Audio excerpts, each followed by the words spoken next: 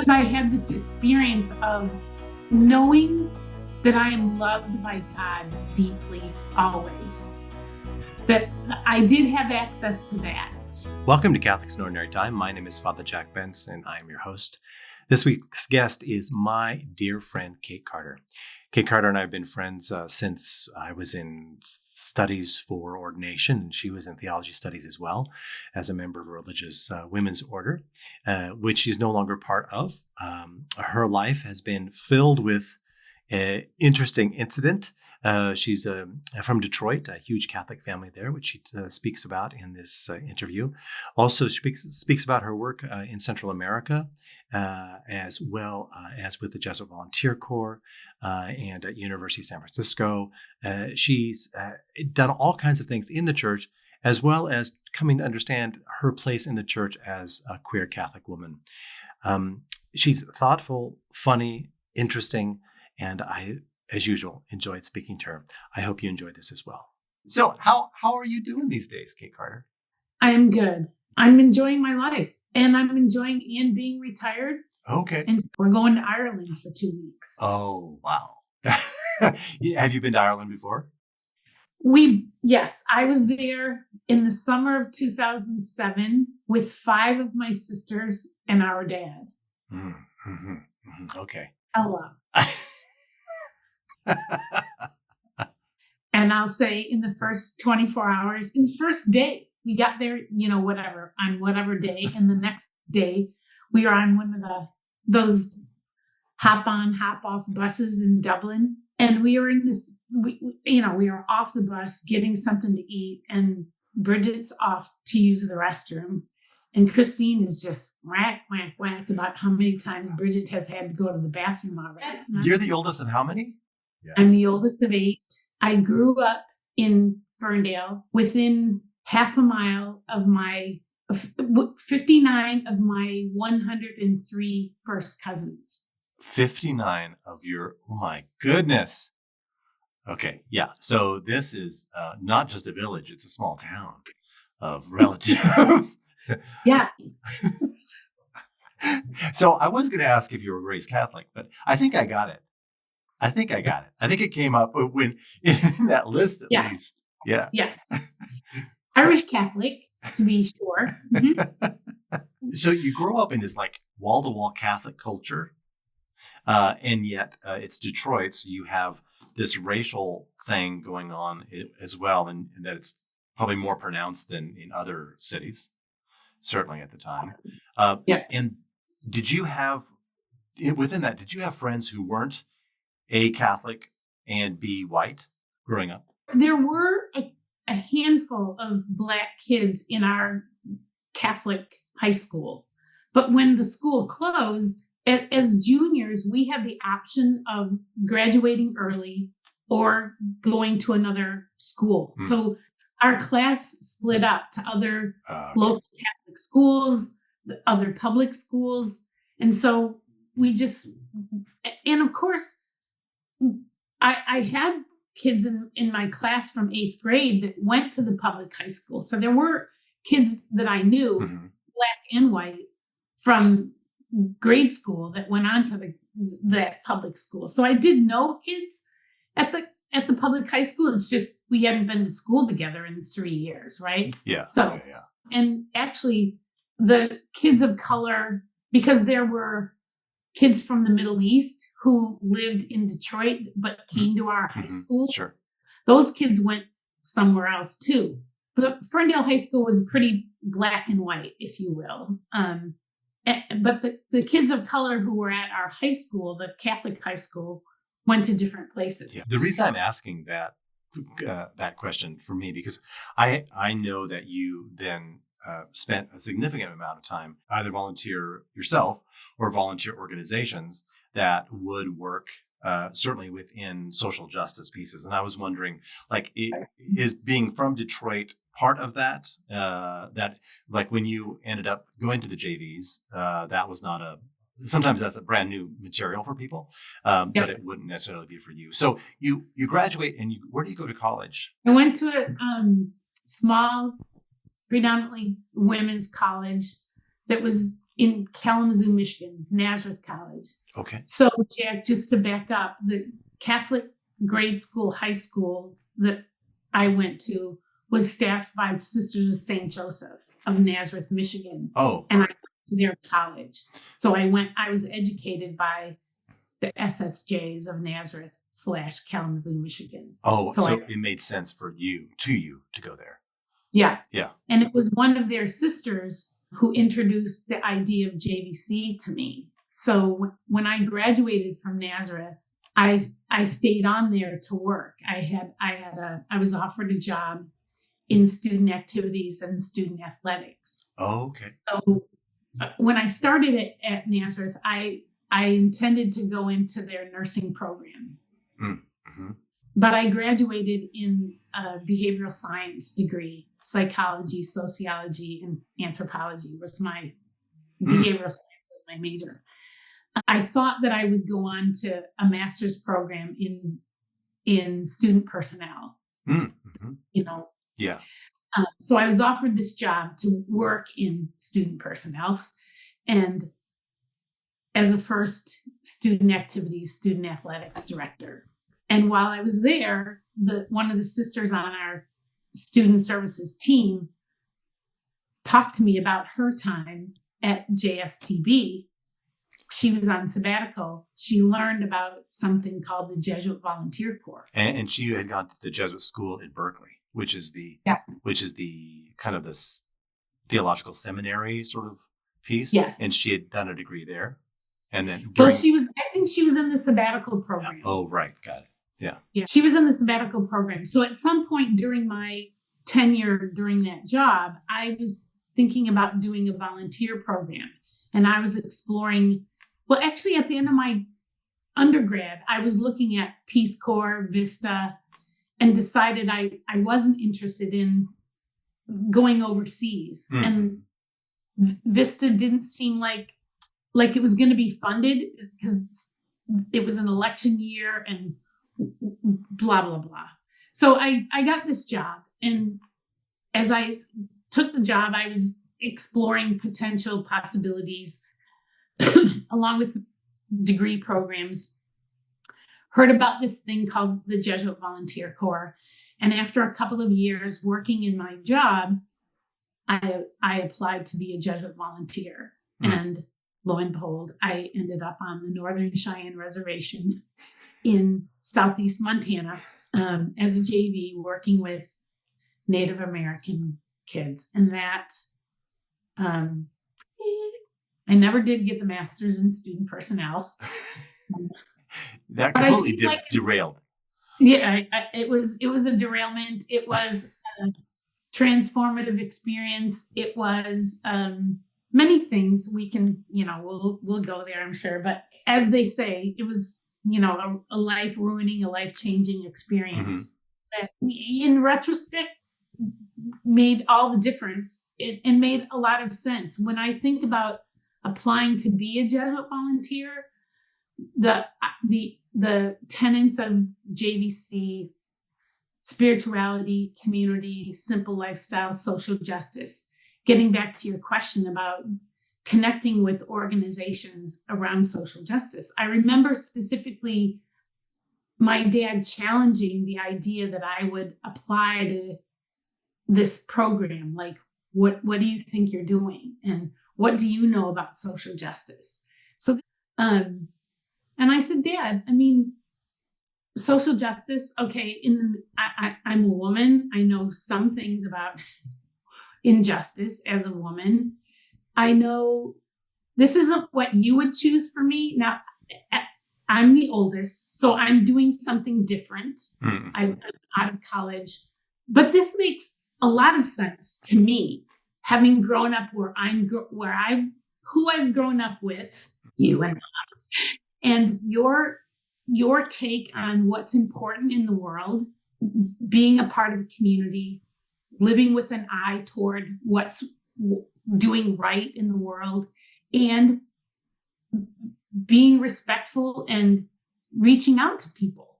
Yeah. So he only had himself to blame to Exactly. raise you in a way that would, you'd want to do this. This makes all the sense in the world when I think about who you are. And Yeah. if I can skip ahead, Sure. Yeah. when my father died, Jack, there was a vase, a rosebud vase in the funeral home when we arrived to look at his remains from a homeless man that my dad took in and who had a home after my dad housed him and got him housing. So yeah. dude, back off on my application to be a JV. At that point, you're the oldest woman. Was there pressure or expectation of like, where's the boyfriend? Where's the getting married? I mean, you can work a couple of years, that's fine, but yeah, how are you navigating that piece? Well, I have to say, I didn't feel like there was a lot of pressure from my parents to find a boyfriend, get married. Mm-hmm. I do remember having a conversation when I was in high school in sophomore religion, marriage and family. And I was like, at that point, I'm the oldest of 8 kids. And I say to my mom, what about just falling in love with one person and living your life? Rather than having an entire village of children. Yeah. I mean, we didn't know anybody who didn't have 7 or 8 or 12 kids. We didn't. I mean, people on our block, people in our family, it was just like, Mom. I mean, but, the church says you get married, you have kids. And I was just like, I don't think so. I don't think this is going to be my future. Well, she said, I might have thought that way too. And I'm like, but no, Mom, really, I'm thinking it might just be one person. Well, I don't know. I don't think that's how it's going to go. And I'm like, well, I'm pretty sure this is how it's going to go for me. Did your parents like children? I don't know. Oh, okay. Okay. But it wasn't like, oh my God, we're saddled with these kids and we don't like them. No. I don't think that. I don't think that. I do think that my mom, who was the valedictorian of her class and thought she had an opportunity to go to college, she had a scholarship that she never used. I do think that she might have been the woman in her family that would have gone on to college, maybe become a nun, would have been the hospital administrator, she could have lived a different life, I think. But she was the middle child of 13 surviving siblings. And the parish priest, I think, had a lot of influence on, you need to stay home and help your mother with those little kids. So I do think that there was some trajectory that she didn't live. And so perhaps that was her influence to let us, I think my siblings would say this too, my sisters would say this too, that we had a lot of freedom to be and do what we were going to do. And when I told my mom that I was going to enter the convent, she was like, and you're in your mid-40s. Like, what took you so long? Yeah, Mom, I know how old I am. Thank you. Yeah. Yeah, so I think that I don't think in my mid-20s when I was going off to do JVC that she was, like, my mom, shoo. That was the other thing. My sister Colleen would say to you, if she were here, yeah, my mom was like, off to college you go, one by one, go. That was a big thing. When we were growing up, going to college was really important. Mm-hmm. Neither one of them did. And so going to college was an absolute, you're going. And when my one sister balked at it and she thought she wanted to go into the military, like, where did that come from? I don't know, but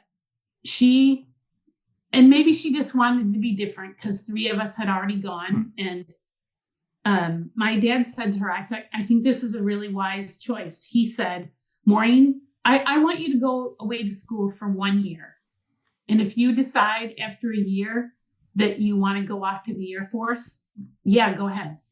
She went off to school, never looked back, and Sure. Yeah. and away she went. And so all of us have college degrees. Mm.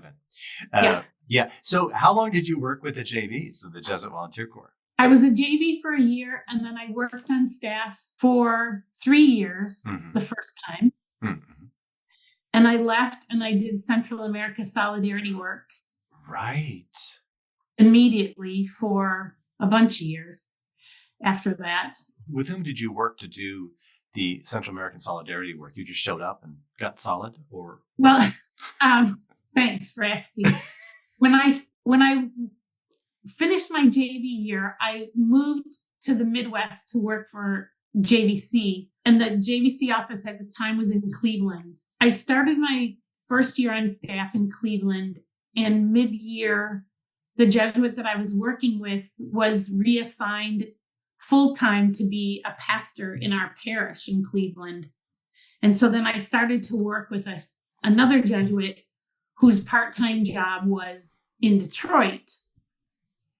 And he was also part-time forming, this is in like 79, 80. So the Central America Solidarity movement in the States was kind of just forming. Mm-hmm.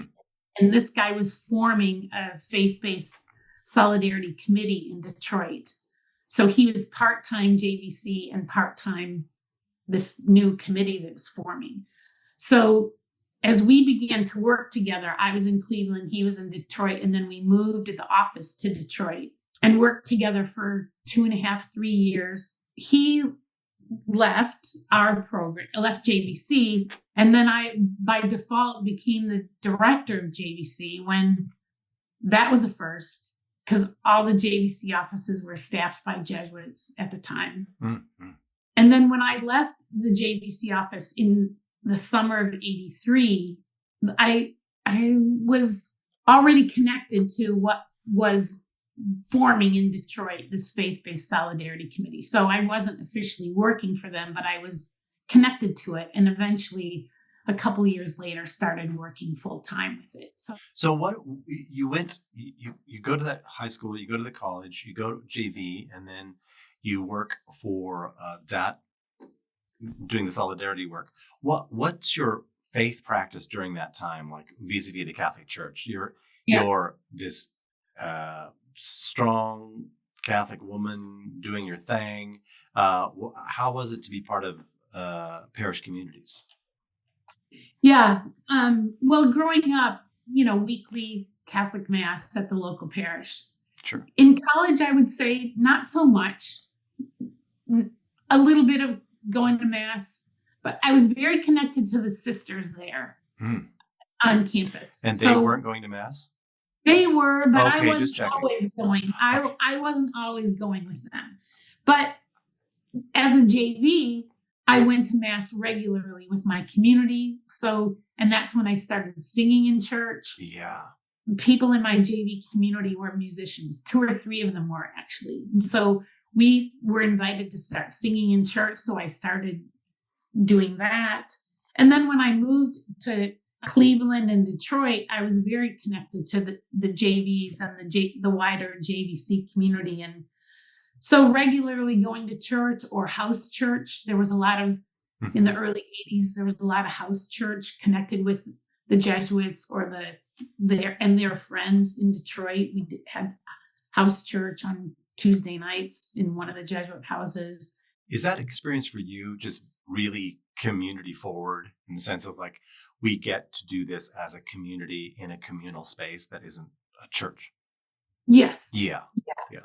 And I think for some people, it was their church. Like some of us were going to church, in Detroit at different churches, but some people who were already maybe disenfranchised with the institutional church, it was a way for them to come together in community. So Tuesday night church, But for some people, it was people in the neighborhood who lived next. So the one Jesuit house that we were connected to was in a neighborhood in Southwest Detroit. It wasn't like the institutional Jesuit house at the university. An insertion community. Yeah. Yeah. Yeah. So it was neighborhood people. It was people connected to JVC or some of the works that the Jesuits were connected to there. So yeah, it was whoever wanted to come. But you continued to go to church in a regular parish setting. Yeah. And you did music there as well? Not so much, not necessarily. Sometimes, but I got more involved in church music later. After I wasn't connected to JVC in Detroit, I became connected to church music at St. Leo's, which is where Tom Gumbleton was the pastor, and that was a predominantly Black community. So I was involved in the gospel choir there for a while before I moved to California. I wasn't always in that choir, but I was for a while. One of the things that I'm curious about in these conversations with women who are part of however they want to describe themselves in the LGBTQ community is like they have to, it seems that y'all need to decide, I want to be part of this church as a woman, but then as a queer woman, Mm-hmm. So you're kind of navigate. Where are you in the navigation of like, why am I bothering with this organization? Yeah. Well, up until this point, I wasn't. I'm just at the point in my life where I'm not quite out. So in Detroit, JVC, we're just getting to the point where I'm realizing who I am as a queer woman. Yeah, and but as a woman, there were plenty of off ramps before that, right? Right. Of like, yeah, I'm out. Yeah. What kept you coming back? Well, I think, Jack, at this point in my life, in my 20s and early 30s, there were so many ways I was struggling to be in my family. I was struggling to be in our country. I was doing work, crisis intervention around Central America. I was doing crisis intervention in our family because of alcoholism. And so there were so many ways that I was like, okay, if I disassociate with my alcoholic parents and I disassociate with my country because things are so ugly, I need community somewhere. God, yeah. Mm-hmm. So if I end up leaving the church, where am I going to go? Mm-hmm. Because I did experience that when I was living in Montana, and I was realizing, I was understanding when I lived in Montana, that what was happening in Central America was coming to the fore for me because the Capuchins that I was working with some of them had to flee Nicaragua because of what was happening there. And I was putting together the reality of I'm living on this reservation, which is a result of horrible history in this country. Yeah. And the poverty that I'm experiencing here. And here I am on this mission. This mission church has been here for 100 years, and this is still how people are living. So I'm like in all this angst. And I needed to stay close to people who are going to help me understand what I experienced in Montana. So staying with JVC was important. So now I'm a few years into working with JVC, and as you say, I needed somewhere to be.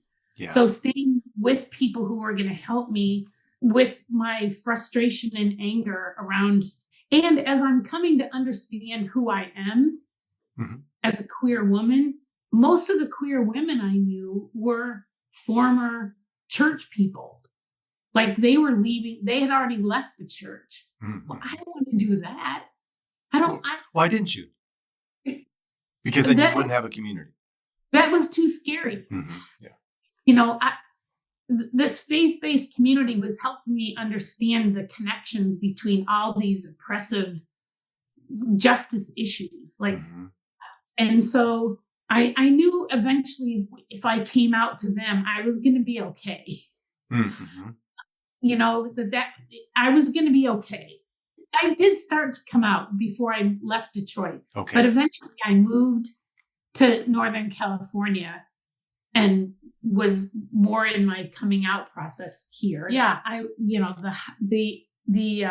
if I can't be in this family, if I can't be in this country, if I can't be in this church, what do I do? So I'm hanging on to being in the church Right. because I had this experience of knowing that I am loved by God deeply always. That I did have access to that. Where did that come from? I had this really profound experience as a JV. In my mid-20s was the first time I was ever in a place where I didn't know someone. So you can imagine growing up where I grew up. Mhm. It was hard to be somewhere where you didn't know anyone. Yeah. So my JVC orientation, there were probably 225 people at a camp in Olympia, Washington, and I didn't know a soul. And that was weird. So you had this experience that actually you could go back to and ground yourself again that God actually loves you, whatever the hell's happening in the church. So you're not showing up to church to get that, but to build on it or to have community, to find that space again. So that was kind of a through line for you. How did you were in Northern California and then you went back to work for JVs again? Well, actually, I went back to work in the Midwest after I went to El Salvador. So I worked for JVC in the Midwest in the early 80s. And then I went and lived in Detroit through the early 90s. And then I mentioned I was on and led multiple delegations to South America. And then in the spring of 93, I was on a delegation that I decided was to be my last short-term delegation. And then if I went back, I was going to go for a long-term. And so in 1994, I lived in El Salvador for a year as a volunteer. And while I was there, I was recruited to come back to JVC. And so I did. I went back to work for JVC when I left El Salvador at the beginning of 95. I went back to work for JVC 95, 96. Mm-hmm. And I left after 2 years. And then a year later, in the fall of 97, I moved to Northern California for work to promote faith-based volunteer service programs for a program that is based in DC. And it was there that in working with that program, promoting faith-based volunteer service programs, that I did a lot of work, not on the Northwest staff, but I did a lot of retreats with the Northwest staff, promoting my work, but with them, and came in touch with the Sisters of the Presentation through my work. My work at the time was to promote these programs, but I was meeting with vocation directors, retreat centers, other volunteer programs, parishes. And so I met a bunch of women religious at a conference and became friends with the vocation promoter for Presentation Sisters, and had never heard of them, didn't know them, but long story short, ended up joining them in summer of 99, fall of 99. So as a novice? As a novice. Yeah. My novitiate actually started in the summer of 2000. Got it. Yeah. I was a candidate with them leading up to, 99, 2000, I was a candidate, kind of living part-time with their sisters in San Francisco, but still working out of Sacramento. So while I was living and working in Sacramento with this Pilates Center program is when I got reconnected with a church choir in Sacramento, and then pursued community. Yes. And so entered their community in the summer of 2000, moved to live with them, obviously, and went to school at JSTV. Where I got to meet you, which was super nice. And we also have lovely friends in common, which is nice. Yes, we do. Yeah. Multiple friends in common because of that. So yes, I was out to the community before I entered, Mhm. and that was all good. During my novitiate with the sisters, I was asked to come back to JVC to work in the office in San Francisco. Mm. And I did do that for 2 years. So in the summer or the spring of 2003, I left the JVC for the third time in 20 years. Sure. I guess what I would consider my prayer life, Ignatian spirituality, even though I didn't know it then. I mean, the Sisters of St. Joseph, who were teaching me grade school, high school, college, their charism is steeped in Ignatian spirituality. Mhm. I did a lot of work in my 20s and 30s in 12-step Mm. work, which is also steeped in Ignatian spirituality. And this is a personal question, but was that Al-Anon work with your family? Were you able to do that with your family? Well, I was doing Al-Anon work without my family, actually. Yeah, sure. Yeah, Recoveries Anonymous is another program that uses 12-step work, Sure. 12 steps. And their focus really. And then this last year, I know I'm jumping ahead. No, please. This is perfect. Yeah. Being in religious life, but I would say another really significant part of my prayer life was singing. And as you know, I sang in a choir at a Jesuit parish here in the Bay Area for 24 of the last 25 years. And that was really a deep part of my spiritual life. So not doing it this past year was a big change for me. And in some ways a painful change, but 2 years ago, I did the spiritual exercises again, the 19th annotation again.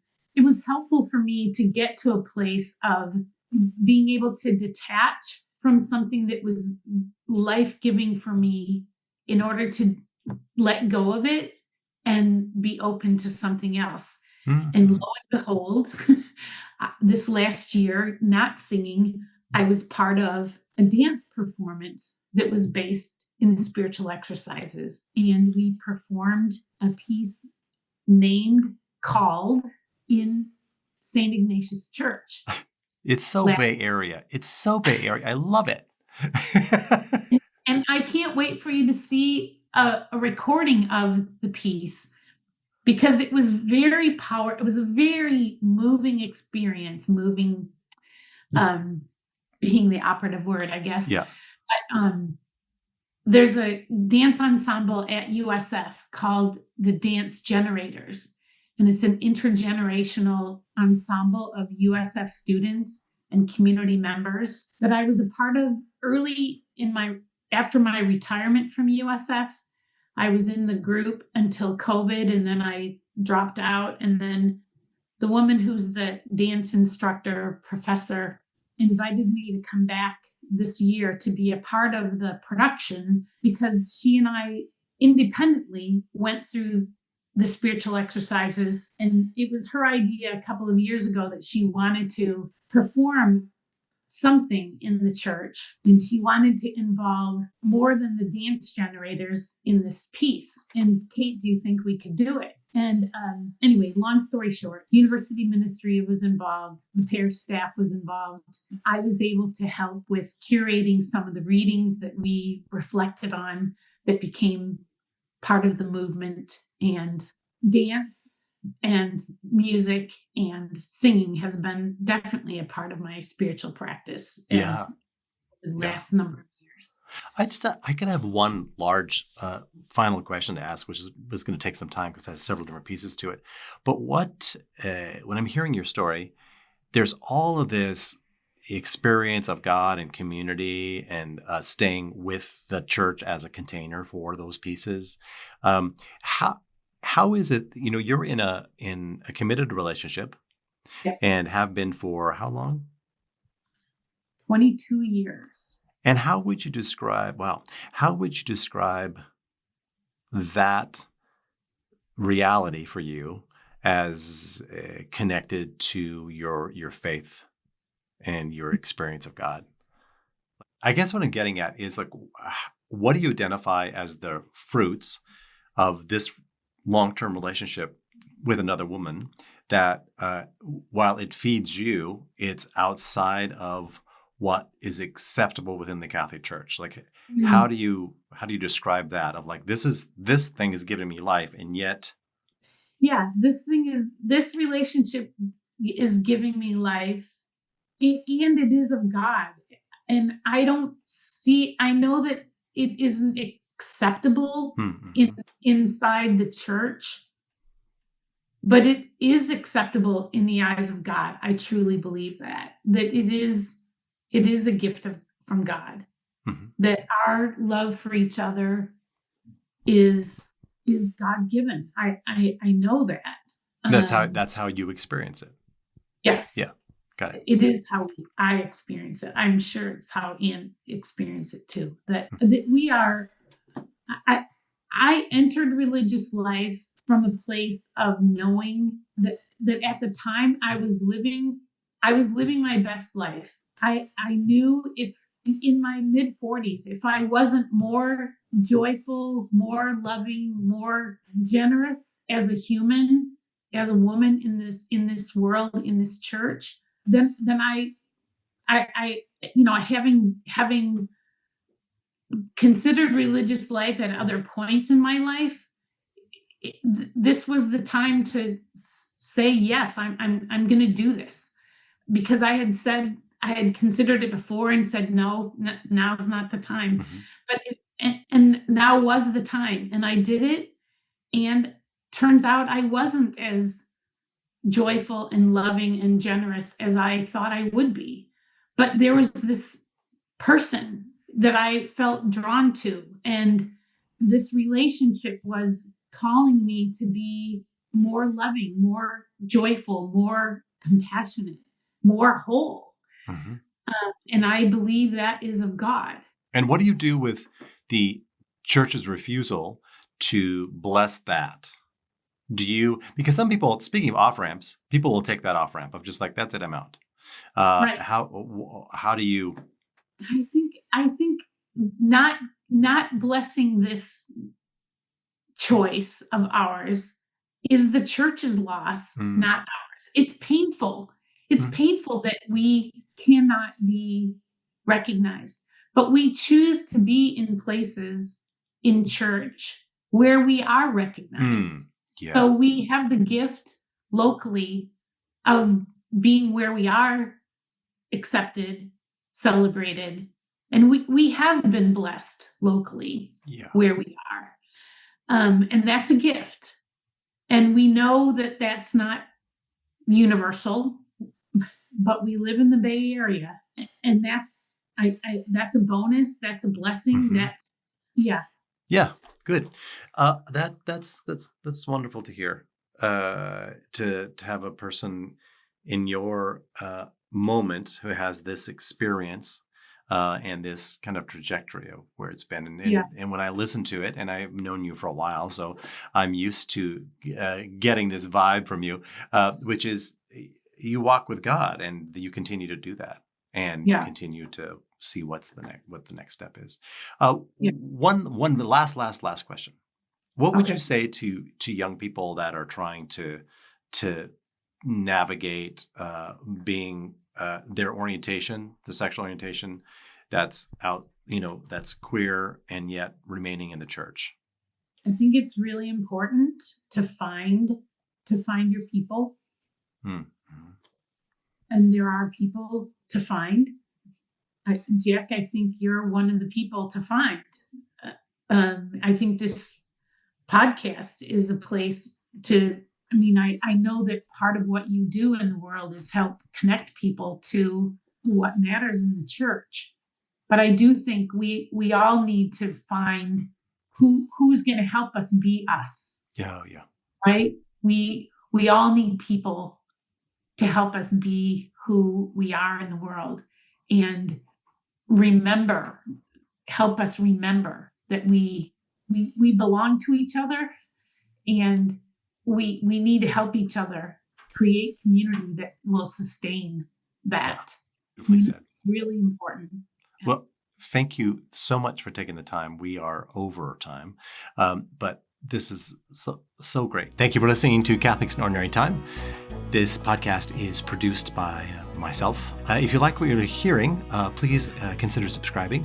Also, leave a review because that's how we actually grow. We have a lot more conversations ahead of us. Looking forward to having you on the journey. And thanks again for being part of it.